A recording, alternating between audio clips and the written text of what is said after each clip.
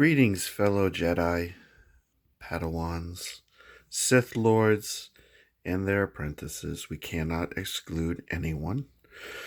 I'm doing another review today. This one is coming with a dedication to Grandpa Mason because he just recently passed away because his kidneys failed, and that was very, very sad. And as a cat lover, it moved me. So, in that light, in some weird way, I feel it necessary to review a saber that I love very much. And this is the Ultrasabers Prophecy.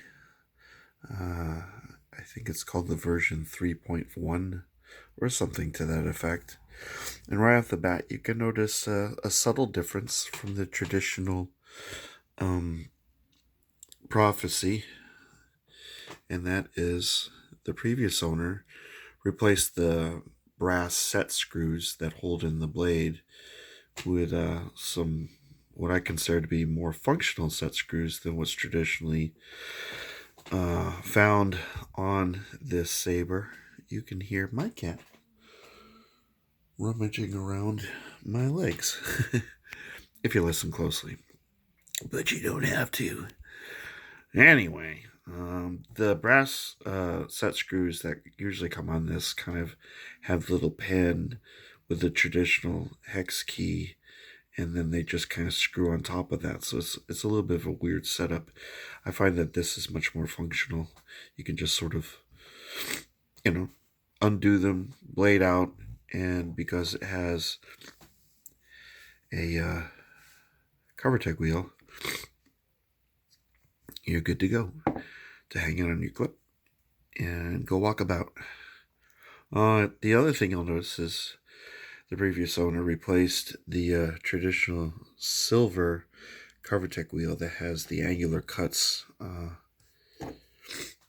the edges. Here, usually they're cut to kind of slant in and meet up with the groove. That is not the case here, but it's no hindrance, and I quite like it. I like the uniqueness.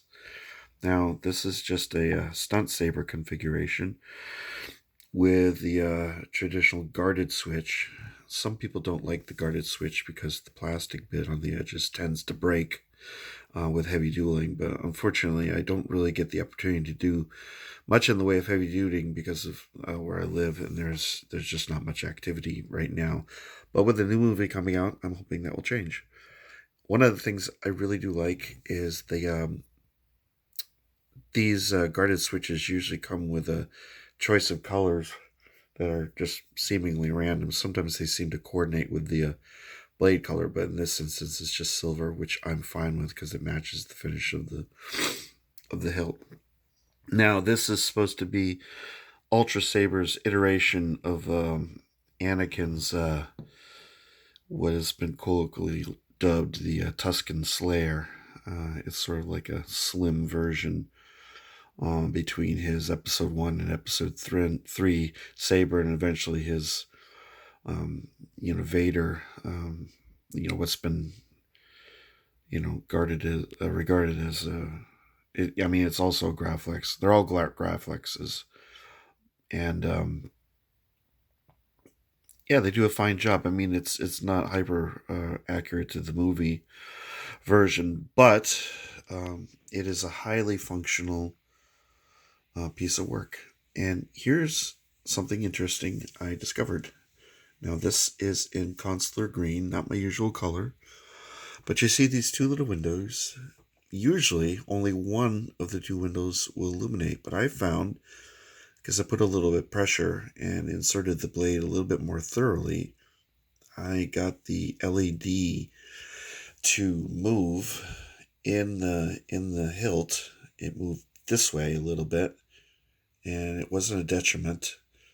Everything's fine and still works, but now I get both of these windows to illuminate, which is not something I recommend everybody try, but for me it worked, and I was able to get a much more gratifying situation with these windows. It makes a lot more sense. Now, the thing about this saber that makes it so wonderful, and I am not going to get up and swing it around, and you guys won't have to sit through all the, font demonstrations and all that nonsense. This is one of the most ultimate grippy points on any saber that I've ever experienced. Not to mention the fact that this thing is very, very well balanced.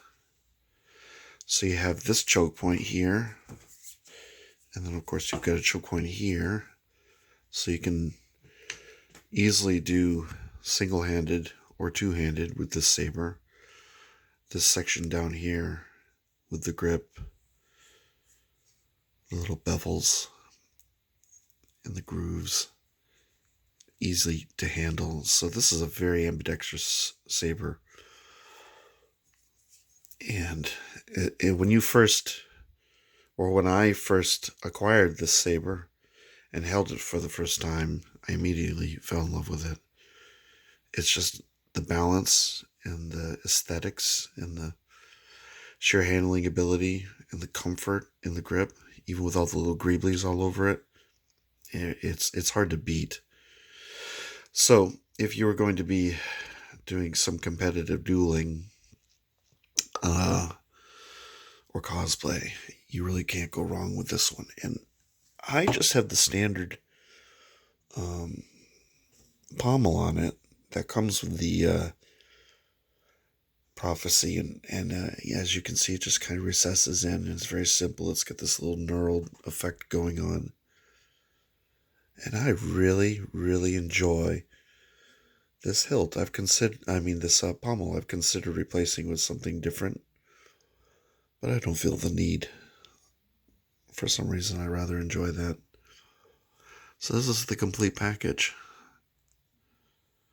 I don't think you can really go wrong with this particular saber. And I think I've rambled on enough.